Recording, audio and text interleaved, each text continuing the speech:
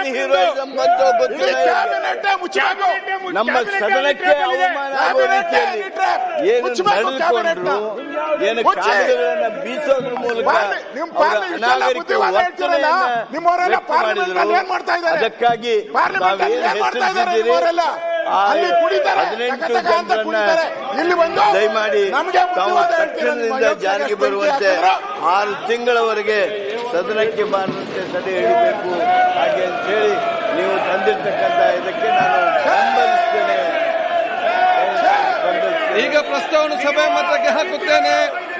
ಪ್ರಸ್ತಾವನೆ ಹೀಗಿದೆ.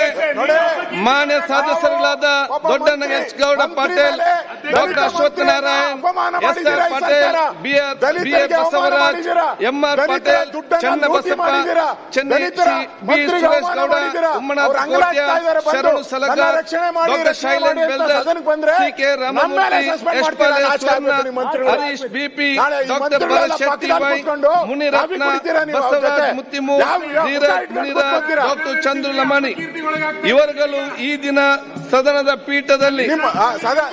ಪೀಠದ ಆದೇಶ ಲೆಕ್ಕಿಸದೆ ಸದನದ ಕಾರ್ಯಕ್ರಮ ಅಡ್ಡಿಯುಂಟು ಮಾಡುತ್ತಾ ಅಶಿಸ್ತಿನಿಂದ ಅಗೌರವದಿಂದ ನಡೆದುಕೊಂಡಿದ್ದ ಕರ್ನಾಟಕ ವಿಧಾನಸಭೆಯ ಕಾರ್ಯವಿಧಾನ ಮತ್ತು ನಡವಳಿಕೆ ನಿಯಮ 348ರ ಮೇರೆಗೆ ತಕ್ಷಣ ಜಾರಿಗೆ ಬರುವಂತೆ 6 ತಿಂಗಳವರೆಗೆ ಸದನಕ್ಕೆ ಬಾರದಂತೆ ತಡೆ ಹಿಡಿದು ಅಮಾನತು ಮಾಡಬೇಕು. ಪ್ರಸ್ತಾವ ಸಭೆ ಮುಂದೆ ಇದೆ. ಪ್ರಸ್ತಾವದ ಪರವಾಗಿರುವ ಹೌದು ಎಂದು ಸೂಚಿಸಬೇಕು.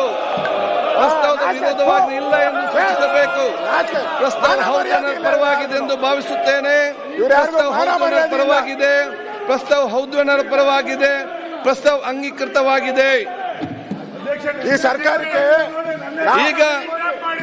ಈಗ ವಿಶೇಷವಾದ ಒಂದು ರಿಕ್ವೆಸ್ಟ್, ವಿನಂತಿ ನಿಮ್ಮೆಲ್ಲರೂ ಕೂಡ ವಿಶೇಷವಾದ ಮನವಿ. ಮಾನ್ಯ ಸದಸ್ಯರಾದಂತಹ Doddanna H Patil, doctor Ashwath C A, S R. Patil, B A. Basavaraj, M R. Patil, Channabasappa Channi, B. Suresh Gowda, Ummanath Kotian, Sharan Salagar, doctor Shailendra Beldale, C K. Ramamurthy, Yashpal Suvarna, Harish B, doctor Bharat Shetty Y, Muniratna, Basavaraj Mattimud, Dheeraj Muniraj ಮತ್ತು ಡಾಕ್ಟರ್ ಚಂದ್ರ ಲಮ್ಮನಾಥ ನಮ್ಮೆಲ್ಲರ ಕಳಕಳಿಯ ವಿನಂತಿ ಏನಂತ ಹೇಳಿದ್ರೆ ತಾವು ಸದನದಿಂದ ತಕ್ಷಣವೇ ಹೊರ ನಡೆಬೇಕೆಂದು ನಾನು ಕೋರುತ್ತೇನೆ.